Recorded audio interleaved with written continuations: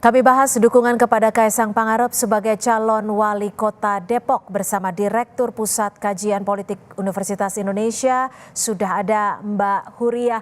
Mbak Huria, langsung saja nih, ini putra bungsu Presiden Kaisang Pangarep didukung sebagai calon wali kota Depok. Bahkan balihonya juga sudah terpampang di Margonda Depok. Tanggapan Anda seperti apa? Ya, pertama saya melihatnya ya dari sisi PSI-nya dulu gitu ya. Ini kan PSI sebagai partai kecil ya yang hanya punya satu suara gitu ya di DPRD Depok, tentu saja berharap untuk bisa mendapatkan dukungan elektoral nantinya di pileg gitu ya. Dan upaya untuk mencalonkan Kaisang ya, mengusung pencalonan Kaisang, saya kira ini menjadi strategi untuk PSI agar bisa mendapatkan dukungan elektoral yang lebih besar. Tapi juga kita nggak boleh lupa gitu ya bahwa PSI belum bisa menjadi pengusung gitu ya karena dia hanya punya satu kursi gitu ya. Kemudian di sisi lain kalau saya melihatnya eh, pencalonan Kaisang gitu ya sebagai apa namanya calon wali kota Depok, meskipun ini memungkinkan ya, kalau kita lihat kan Mhm. waktu Pak Jokowi dicalonkan menjadi gubernur kan juga sama gitu ya, Ya, dia dari Solo pindah ke DKI Jakarta. Jakarta. Nah, tetapi saya melihat ini sebenarnya sinyal buruk gitu ya untuk demokratisasi kita gitu. Mhm. Karena ini lagi-lagi melanggengkan sebenarnya praktik politik dinastik gitu ya yang kita lihat di 2020 kemarin itu mulai menguat gitu ya dan sekarang kemungkinan akan berulang lagi di 2024. Mhm. Jadi Anda melihatnya ini adalah sinyal buruk. Lalu menurut Anda sendiri, PSI hanya memiliki satu kursi di DPRD Depok. Mampukah PSI untuk membawa Kaisang maju sebagai wali kota Depok? Kan ada persyaratan ya Mbak. Jadi kemungkinan adalah kalau tidak memenuhi dukungan gitu ya minimal 6 kursi itu berarti kan PSI harus berkoalisi. Nah, Hmm. pertanyaannya juga kemudian partai-partai besar gitu ya yang ada di Depok ini mau tidak berkoalisi gitu ya dengan PSI untuk mendukung pencalonan Kaisang gitu ya. PDIP saya kira paling punya kans misalnya kalau dari sisi apa namanya dukungan kursinya gitu ya. Mereka punya 10 kursi yang paling memungkinkan gitu untuk mencalonkan. Tetapi kan kita juga belum tahu gitu ya, apakah PDIP memang akan apa namanya mengusung gitu ya Kaisang dalam rangka sebenarnya juga meruntuhkan dominasi PKS yang selama ini berhasil menguasai apa namanya eksekutif gitu ya kepemimpinan eksekutif di Depok.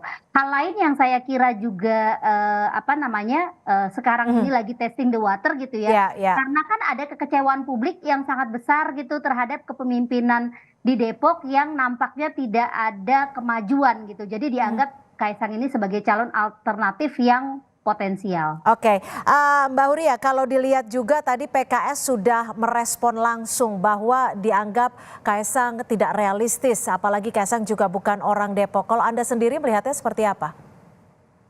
Kalau bicara realistis atau tidak atau bahkan kalau tadi kan kata Pak Nur Hidayat itu kan Ya. rasional gitu ya. Menurut saya begini, mungkin saja itu dilakukan gitu ya karena balik lagi tadi di 2014 kan itu dilakukan ya Pak Jokowi gitu ya dari Solo dibawa ke Jakarta dan itu bisa saja gitu. Kalau urusan administratif misalnya domisili KTP itu bisa bisa diatur gitu.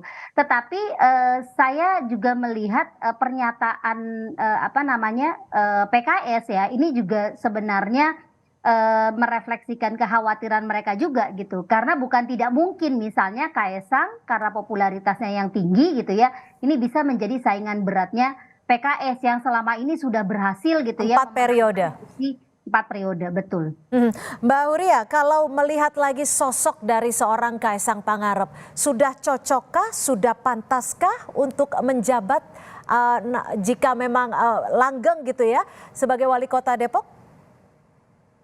Kalau bicara pantas atau tidak pantas, saya kira ini relatif ya. Tetapi saya ingin melihat latar belakang sebenarnya ya dari Mas Kaisang.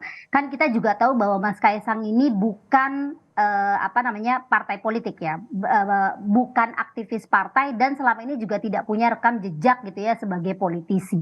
Artinya pencalonan Kaisang ini sebenarnya memperlihatkan bahwa preferensi partai politik semata-mata hanya popularitas dan elektabilitas gitu ya. Dan ini bukan hal yang baik buat demokrasi. Padahal kan harusnya partai politik menjadi kendaraan gitu ya bagi para politisi yang memang menggeluti politik, bekerja untuk partai agar mereka bisa ditempatkan sebagai pejabat-pejabat publik. Jadi bukan asal comot gitu ya, orang-orang yang populer kemudian dicalonkan menjadi kepala daerah gitu. Apalagi kalau bicara khusus tentang Kaesang gitu ya, keterlibatan dan hubungan kekerabatan antara Kaesang dengan Pak Jokowi sekarang gitu ya. Ini kan juga memberikan pelajaran yang tidak baik gitu, bahwa praktik politik dinastik itu kok jadinya dilanggengkan gitu ya dengan mekanisme demokrasi. Oke, kalau kita melihat lagi, PKS sudah memenangkan 4 periode secara berturut-turut untuk wali kota Depok. Apakah ini sengaja dilakukan agar bisa menggebrak atau merubah bisa dikatakan mungkin kebiasaan atau culture sebelum-sebelumnya? Iya, saya kira itu tadi ya strategi elektoral. Memang tidak mudah ya, karena kan Depok itu menjadi salah satu basis suara PKS yang kuat gitu ya.